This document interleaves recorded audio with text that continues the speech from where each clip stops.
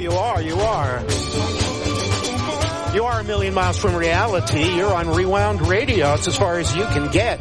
And I think now this is the time that we hope that everything works correctly and that I've put enough quarters into the parking meter so that it doesn't run out. And let us get to our special segment of the day. Wow! John Wolford. That is me, and I am here. It's jingle time on Rewound Radio. Wow, wow, wow! Wow, wow, wow, indeed. It is not only jingle time, it is radio people and radio history time.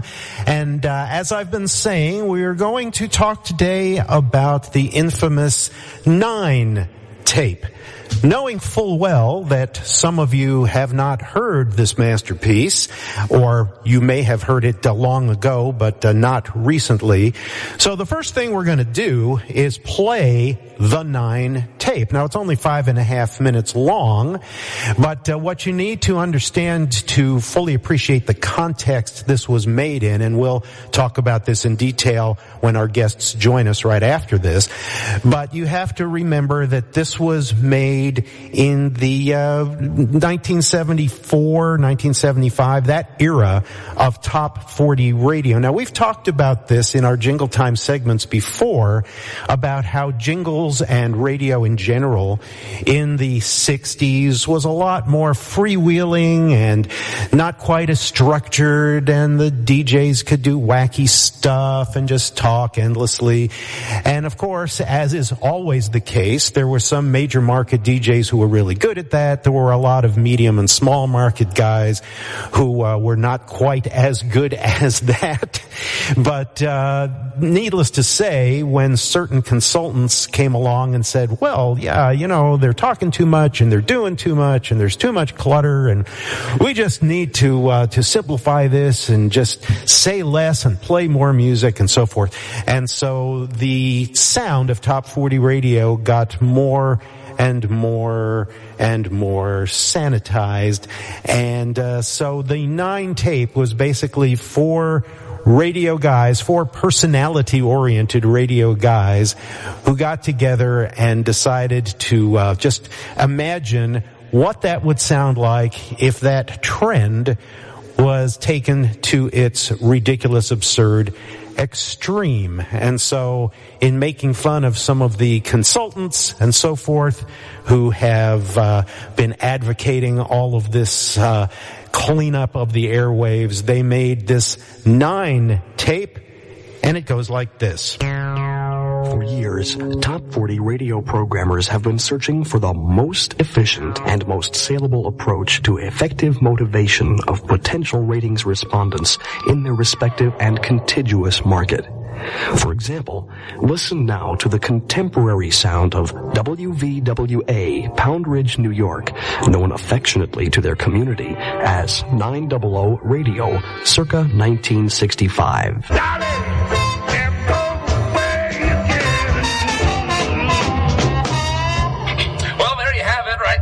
Satchmo himself from last year, I think that was. Boy, it seems like a long time ago, doesn't it? That's Hello Dolly.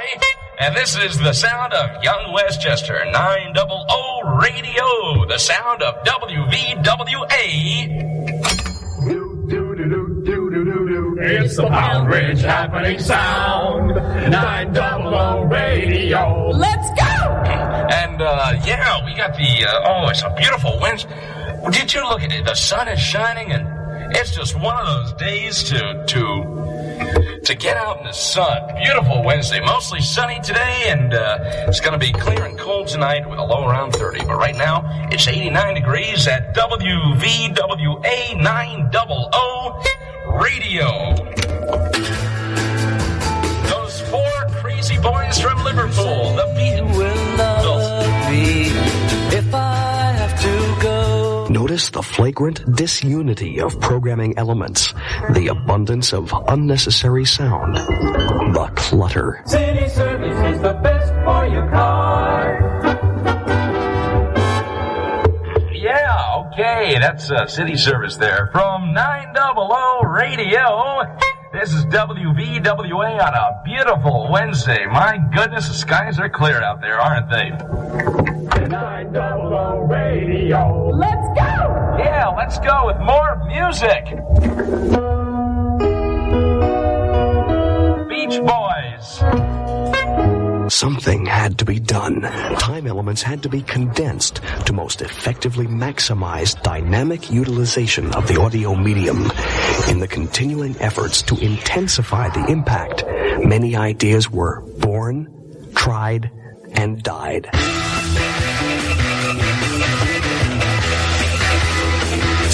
WVWA Pound Ridge. It's 9 o'clock on Greater New York's Big 90. This is Johnny West with $1 Million Weekend, featuring the music of one of the world's two great groups, the Dave Clark Five, starting Saturday, all day Saturday on WVWA.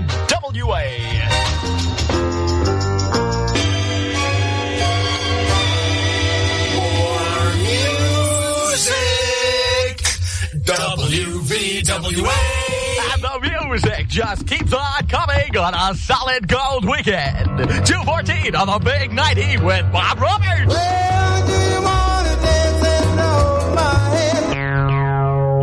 At long last, management recognized the full potential of their experiments in broadcasting. The idea was there. In practice, it had to be taken to its furthest extreme. Buzzhart Rookdreck Creative Services was engaged by WVWA Pound Ridge, New York. Their extensive research period of more than 100 hours, interviewing barmaids in local establishments and several bass drummers from the local high school band, representing a cross-section of WVWA's target demographics. The consulting firm developed, refined, molded, polished, honed, shaped, and pulled out of left field a revolutionary new formatic programming concept. 900 Radio became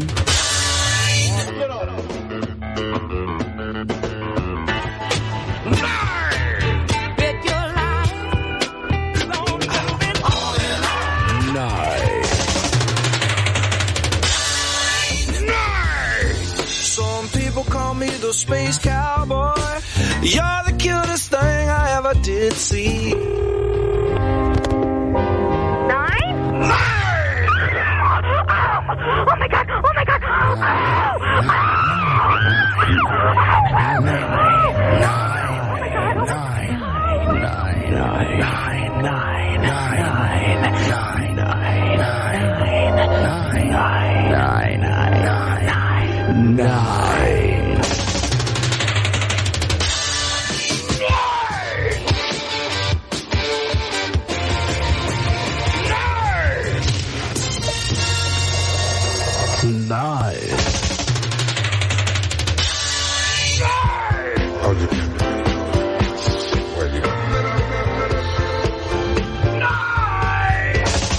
WVWA Pound Ridge.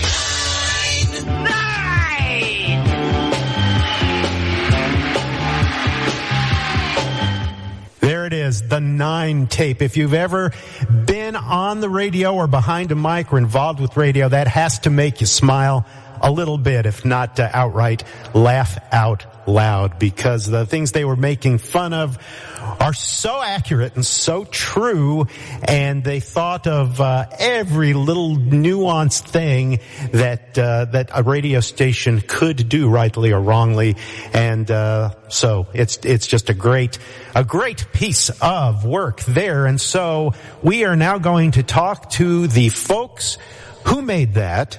And I should tell you that we are gathering together by Zoom. However, since we love you, our listeners, I didn't want to subject you to all this Zoom audio. So we have gone to great lengths to have better audio connections. And that's right, during the week, all of us were climbing telephone poles and stringing wires so that we wouldn't have to rely on Zoom for the audio here. So I hope none of those wires fall down before the end of the interview here. But as I said, the creators of the 9 tape, some very significant broadcasters in their own right, are joining us here. So, Jingle time, a special guest on Rewound Radio. we have a cacophony of guests here today at Rewound Radio, and I am happy to welcome all of them. And before they all start talking over each other, let me just welcome them each individually in no particular order. Actually, it's the order that I'm seeing them in. So first, welcome to my old friend Pete Salant. Hi, Pete. Hi, John. Welcome from Virginia Beach, Virginia. Pete has had a long radio history as well as a participant in many jam jingle projects through the years, so it's nice to see you again. Yes, sir. Famous. Is it okay to reveal your actual name, Russ? Well, Famous Amos, not the cookie guy, passed away a while back, and he's been replaced by, you know, the world's most insignificant mob actor.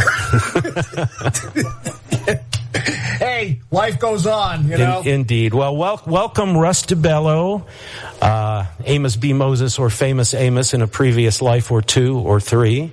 Famous has worked at, I think, every radio station with a license at some point or another. I took the license along with me as I went out the door, which happened a lot, of course.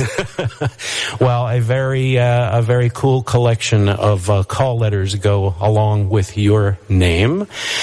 Welcome also to Howard Hoffman. Hello, Howard. Hello, John. You're another New York guy who eventually worked his way up to being on WABC.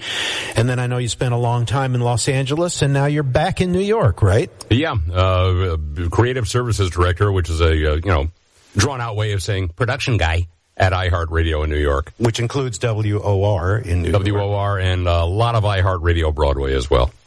Cool. All right. Well, good to see you. And certainly not least, hello to Randy West. Hey, John. Who is speaking to us from the coast named after him, the West Coast.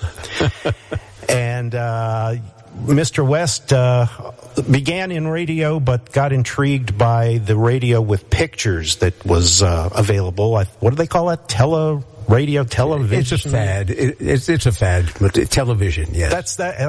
I knew I'd heard the term. But Mr. West has been a part of a ton of different shows. The credits are amazing as an MC, as a warm-up guy, as an announcer fellow, and we'll let him tell us about that in due course. But the subject, at first anyway, is the legendary 9 tape, which we played just a few moments ago for the adoring people who clamored to hear the whole thing. And they're still here. And talk about tune-out. Yes, well. And before we start talking about how and why it was made, let me ask each of you individually, where were you and what were you doing in 1974, which I believe is when this was put together, right? So where were each of you employed or not, as the case may be, about the time that this was being made? Randy? Okay. I was working at WRNW, which had been top 40, and Pete and I worked there along with Russ. So 3 of us have roots to WRNW. I was the last to be fired because I was replaced by Howard Stern, of all people. And at WRNW, Russ introduced me to Howard, I said, Howard, get me out of this AOR nonsense, and he helped land me a job at WALL, W-A-L-L, in Middletown, which is where I was in 74.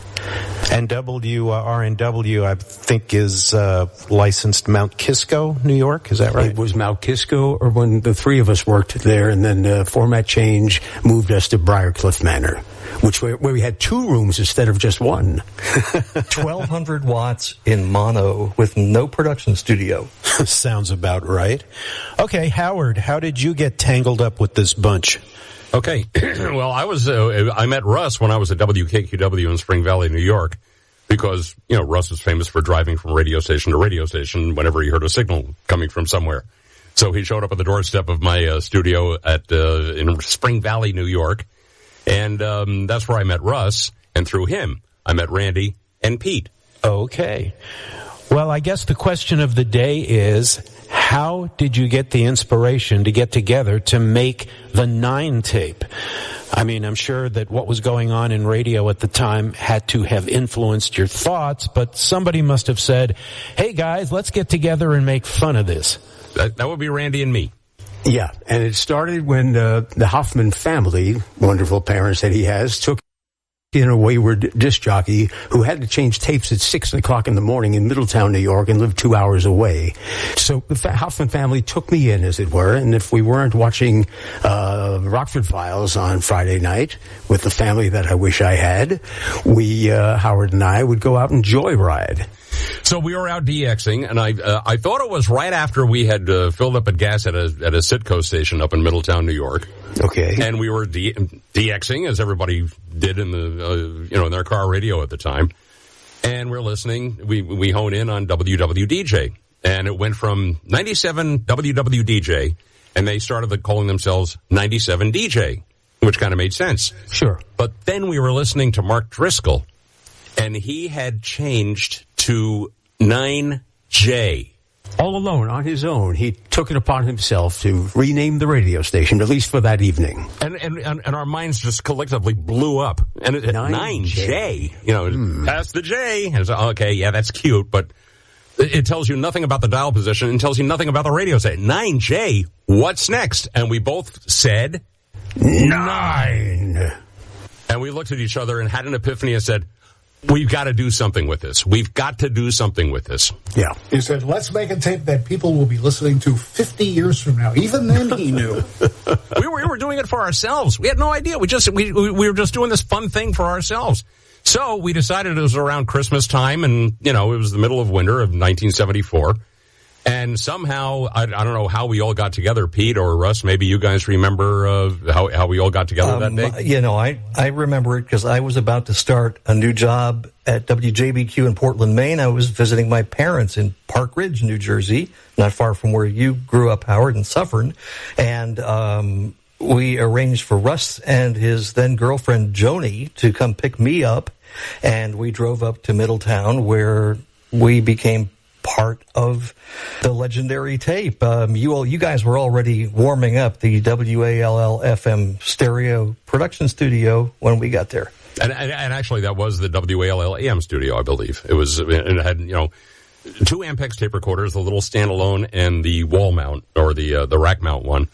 And we kept on bouncing from tape to tape to tape to tape. But we just spent like 3, maybe 4 hours in this studio just winging it, just absolutely winging it, having absolutely no idea what the end game was going to be. Randy? Right. I remember us thinking, you, I think, came up with the idea of 900 radio as being, the kind of style that would begin the metamorphosis. Yeah, we had to tell the whole backstory of this radio station. Right. And I remember being on my knees pulling out CRC discs of old commercials.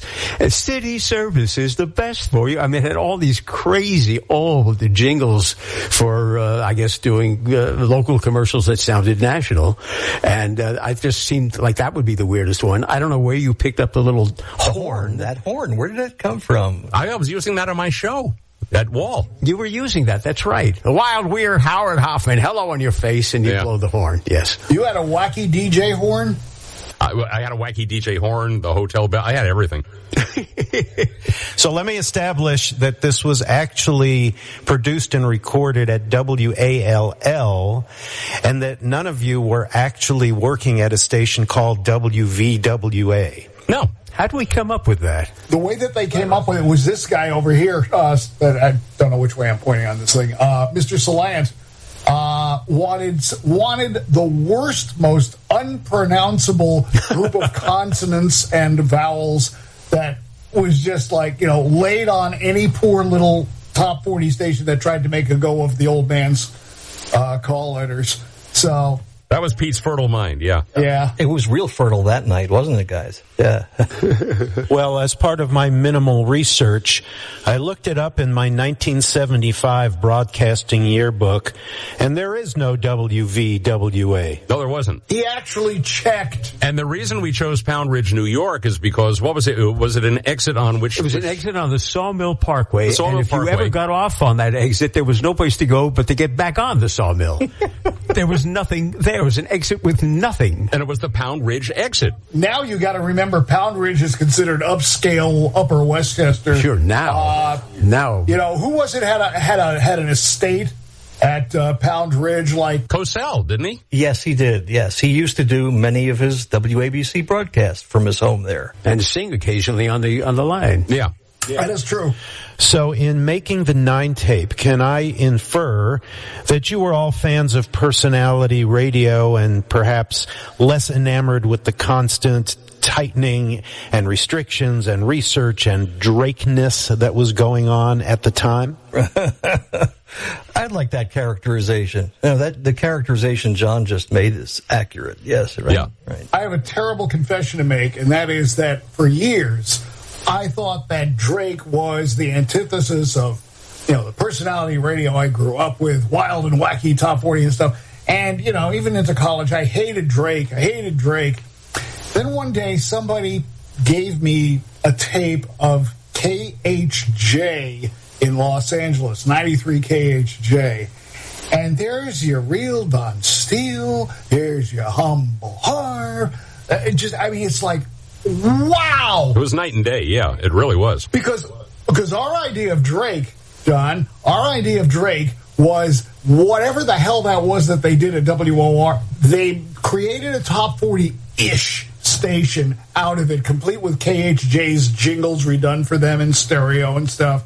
And the problem was, all of these guys were on file cards, and they all sounded like this. Yeah. Everybody who was on the air at ORFM sounded like this. KHJ just totally blew our minds when we heard air checks of them, because that was so opposite of what we were hearing from every other Drake station in America, especially New York. But anyway, so because of that, because of our, immense hatred for what Drake did to radio, we made that the second segment of the 9 tape. More music, WVWA, and everybody reading these ridiculous file cards of $1 million weekend and all this other happy horse crap. And we just, we just had to run with that for the second segment of the 9 tape. But I did like the semi Johnny Mann jingle that you guys made for more music, WVWA. And were you, I guess, the vocal group on that fine composition? And Joni. And Joni. Yeah. And Joni. Right. Yep. No, but you're not wrong. You're not wrong, John. We really did have stage directions punch the cut, right on music. Yeah. Oh yeah. And I was making fun of the disc jockey name going with Bob Roberts, because it's just so redundant and silly. But then Russ actually stole West. You did Johnny West. And I was like, I still don't forgive you for that. But West is a perfectly fine last name for a radio personality. The girl on the contest, who was a real WALL listener, much later became Facebook friends with me. Her name is Susan Keeley. Oh, she played right along. She was brilliant. She was absolutely brilliant. Renee Tetro played the newsman, who just goes 9 over the news bed. There is no other news. That's it. That's all there is. That's it. Well, that makes sense. Okay, so your fictional consulting firm, let's dissect that name. What was it? It was Buzzhart Rookdrack. That is a mulligan stew of all the guys who were working at the time. Right. Russ, you and I had been working for John Rook at WGNG in Providence, and of course Drake and Buzz Bennett, I guess, is Buzz. That's right, yeah. Burkhart, Kent Burkhart. Mm-hmm. The Drek. Don't forget the Drek. Drake. And sometime after 9, I learned how to pronounce contiguous. Yes. Yes. And by the way, the word doesn't mean anything in context. But it sounds like the typical radio research doublespeak that was being spread around in that era, for sure. Yep. So it was perfect. Well, we wrote the script for the narration and, well, really for everything except the impromptu stuff that these guys did that evening in about, space of 10 minutes? Yes.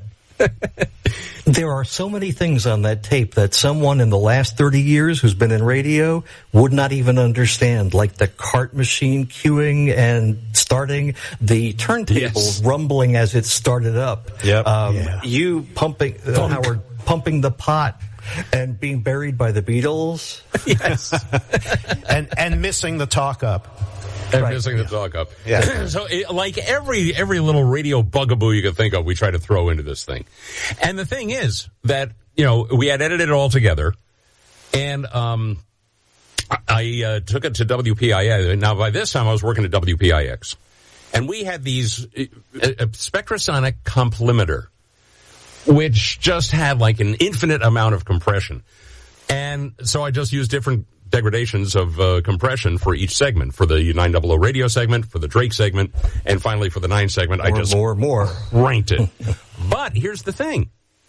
It was never finished. We were all gonna get together again and make a finish for this thing. I don't know what we were going to do. Right. But it was better this way. So I made this, super compressed, added all the effects and everything that I wanted to add.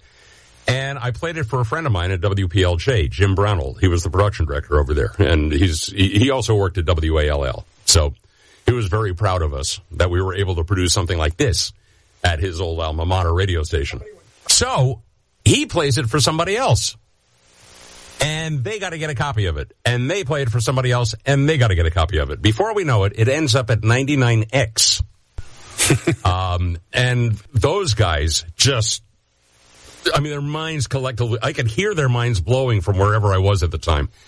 And from there, that's where 9 completely went out of hand, and we couldn't retrieve it. We couldn't pull it back. It was too late. The genie was out of the box already. And 99X, of course, being the former ORFM, which was key to the beginning of this whole thing. That's right. They all had an axe to grind anyway. But so. the thing that blew your mind, Howard, and mine as well, is the fact that not only didn't they wait to start making dubs for their buddies, they took a very bloody dub of the 9 shotgun jingle. Brrr, 9! That one.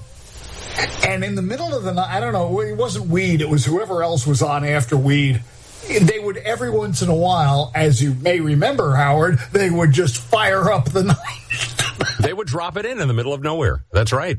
On the air. On the air. What was their little in-joke? Yeah, it became their little in-joke. Actually, circling back to the 9 tape, guys, how long have we used that as our calling card? How long were we able to land jobs and get auditions and get audiences with program directors through that tape? 48 years. It's amazing. It's remarkable. Wherever we went, people would say, you did the 9 tape? You did the 9 tape? You did the 9 tape? And it's like, we did. Yeah, but not anymore because nobody knows what it, young guys don't know, young men and women don't know. These kids with their hair in their music. Well, I was going to ask you to what extent it blew your mind that this thing got so widely distributed and well known. I still find people finding me on Facebook who somehow ask or have heard that I'm part of it, and they don't believe it until I call them on the phone and I go, 9! And then they become believers. Well, I think we can all agree that the 9 tape has served you well. Yeah. And brought a lot of laughs to radio people in the know.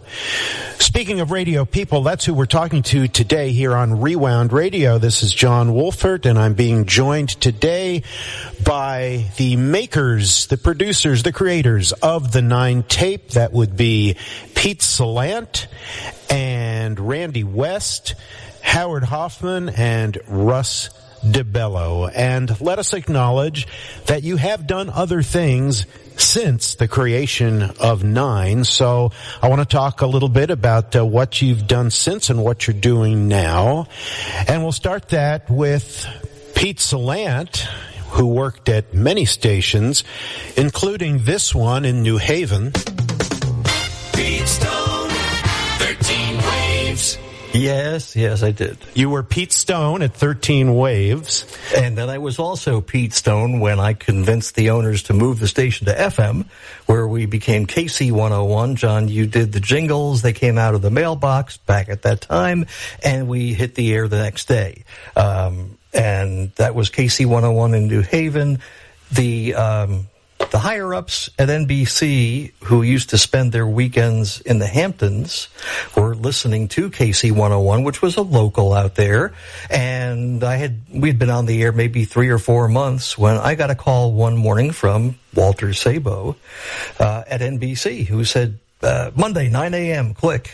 And I got the job as program director of WYNY in New York, formerly WNBC FM, WEAF FM, W2X36, whatever it was, and all of those, from in the early 1980s. And John co-programmed that station with me. We were having a problem with call letter retention because the station had been so many different formats. You left out the year it was the News and Information Service. 1975, 76, yes. I forgot those call letters, WNWS. But I came to John with a problem. Nobody can remember us. He said, just easy, sing the call letters twice. And he did several different and wonderful jingle packages for us, custom jingles, Double Plus, Future Flow. I can't even remember all the names, but John never forgets anything. That's right. The solution to your problem sounded like this. 97 WYNY. YNY sounded great. It did after I got my hands on it anyway. and in that era, who were you considering your direct competition in the market in your YNY days? WNBC downstairs and WABC. It was really AM competition. Well, speaking of WABC, let me ask a question or two to Howard Hoffman. Now, Howard, you spent some time at WABC in addition to just a long, long time at KABC doing production out there. But at WABC, now you had grown up listening to this station, right? You were you knew all about WABC. So how did it feel to actually be on the station that you had listened to all those years? You can't even describe it. You can't even describe it. I mean, even though I had visited WABC many times, thanks to Randy, who got us through the front desk, we were. It happened so fast that I couldn't even comprehend it because I was working at ABC's Houston station, KAUM. And I walk in one day, and there's one of those little pink "while you were out" slips in my, in my mailbox, and I look at it and say, some guy from some little AM station in New York wants to talk to you. 212 LT1 7777. And I go, what? So I call, and Al Brady had just taken over as program director, Al Law, and he goes, listen, how would you like to work at WABC? And I go, what's going on here? What the hell? What kind of sick joke is this? And he had to convince me that it was number one for real. And number two, before KAUM, I was working at WPRO in Providence. And while he was program director at WHDH, he used to listen to me every night through the static.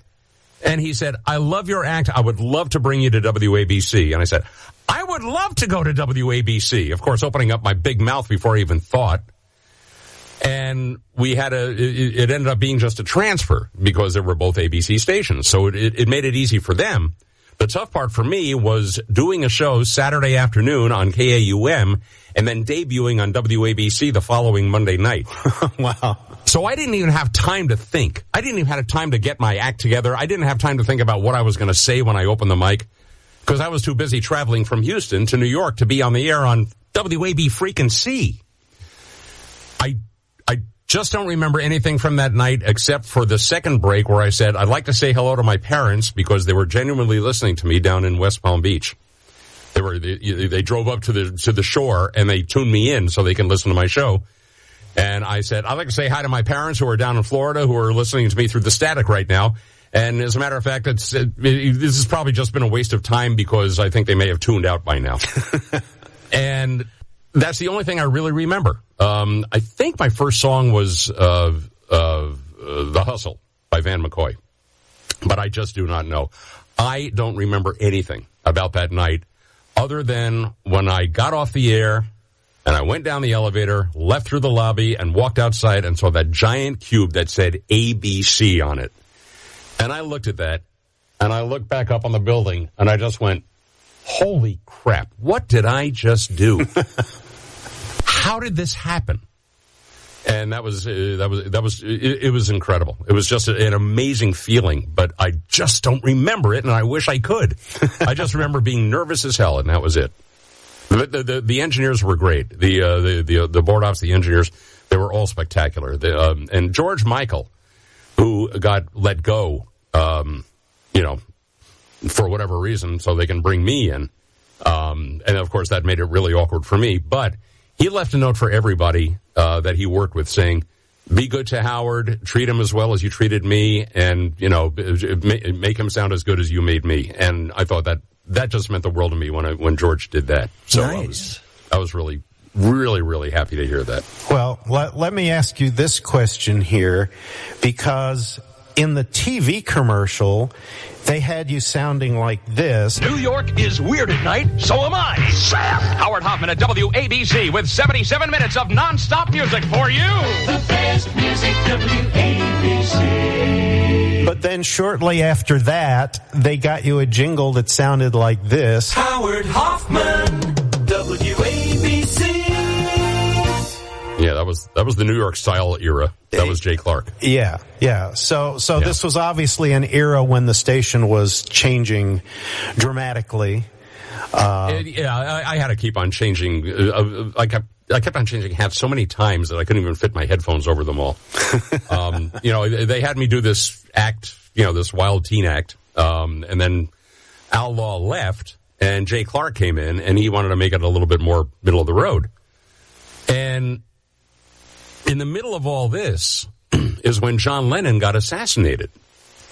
And I just got to tell the story real quick because it was like a watershed moment, another moment that I don't remember at all. All I remember is I was getting ready for work that night. I was living on 57th Street between 7th and 8th.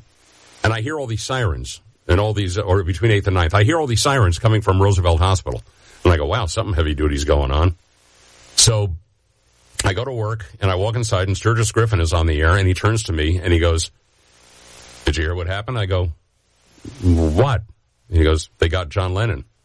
I go, who? Immigration? What? They deported him? He goes, no, he got shot. And then everything started to click. I go, that's what was going on at Roosevelt Hospital. And he died. So I had to go on the air that night and essentially play news anchor. At first, I tried to find as many Beatles songs as I can find. I asked the program director, can we open up the music library and get the Beatles music out? And he goes, no, stick to regular format. And I went, this was the station of Beatlemania, and here I am, and I have to play this freaking garbage that we're playing right now? No, I can't do that.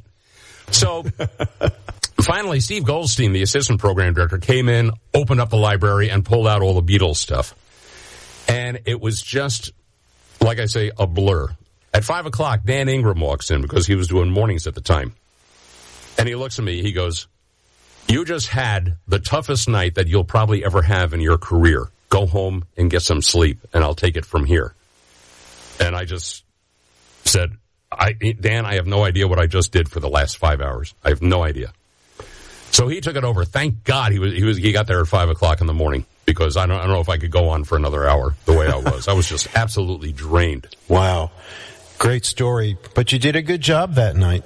And after a while, you just realize that sitting there and doing a show in that studio and in that atmosphere, and after about a couple of weeks, it was like, this is a radio station. Right. This really isn't much different from any other station that I've been in. Well, let me also embarrass Russ a little bit. Now you have been, as we said earlier, on a whole bunch of stations.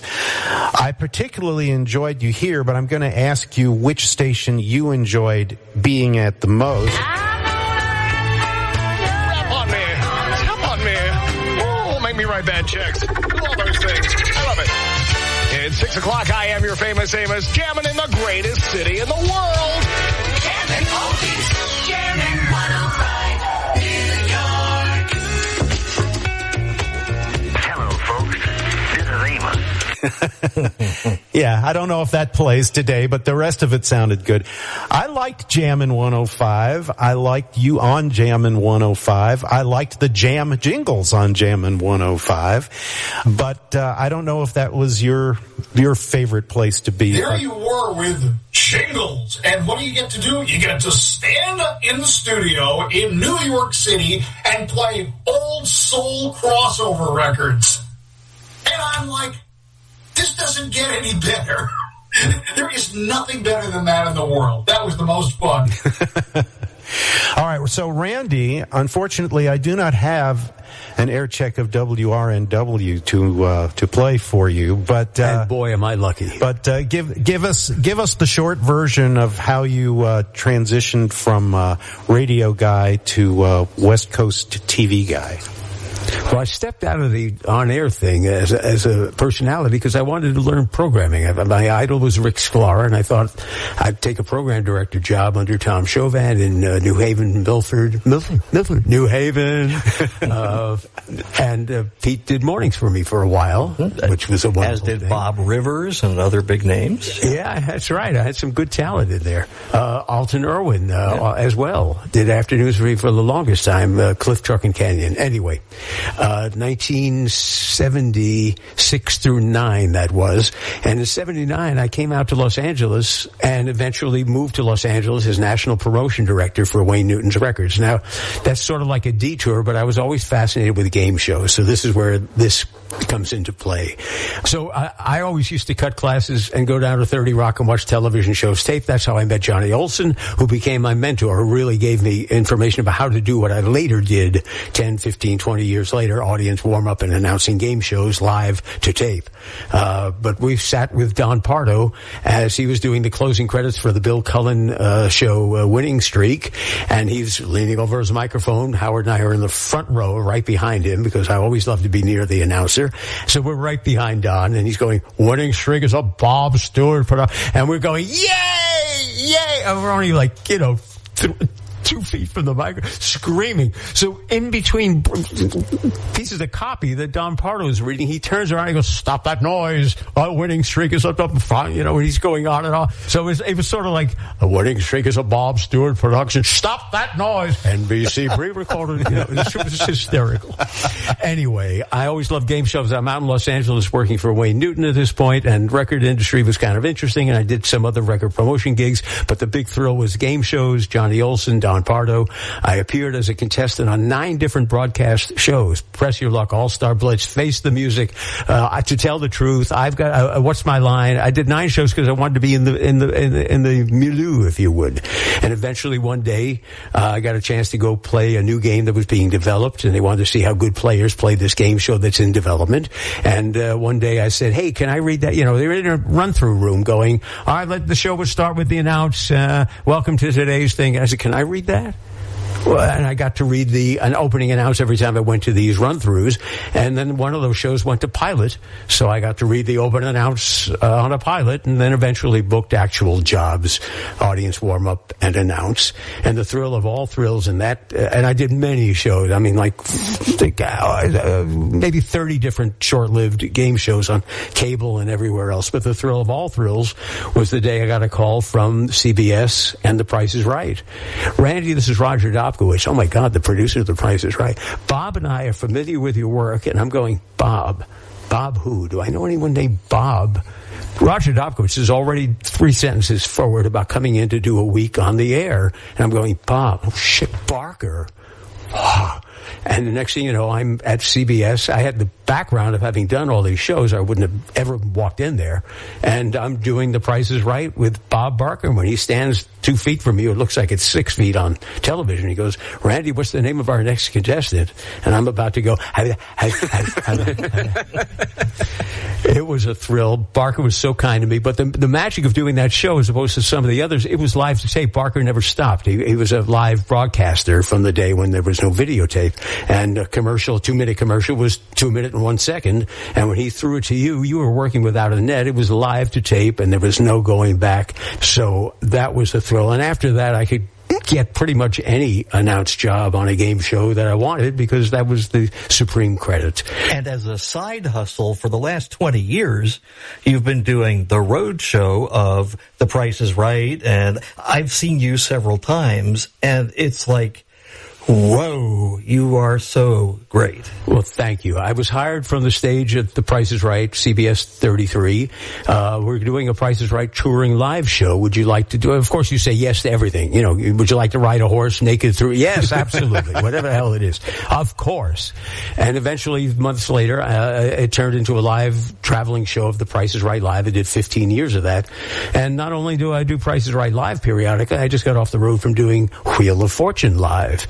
It's a thrill. I mean, I've done Price is Right. I've done Wheel of Fortune. I mean, these are the A games, and I just have a great deal of appreciation, and I feel very blessed, having learned at Johnny Olson's feet how to do what it is he does, why he says that, why you do that, and it was a brilliant. He never got me a job, but he gave me the tools, and that was brilliant. Yeah, and just like in radio, you're going from town to town to town to town again. Yeah, right. And this is probably as good a time as any for you to mention your book, because I promised you that we'd plug the book.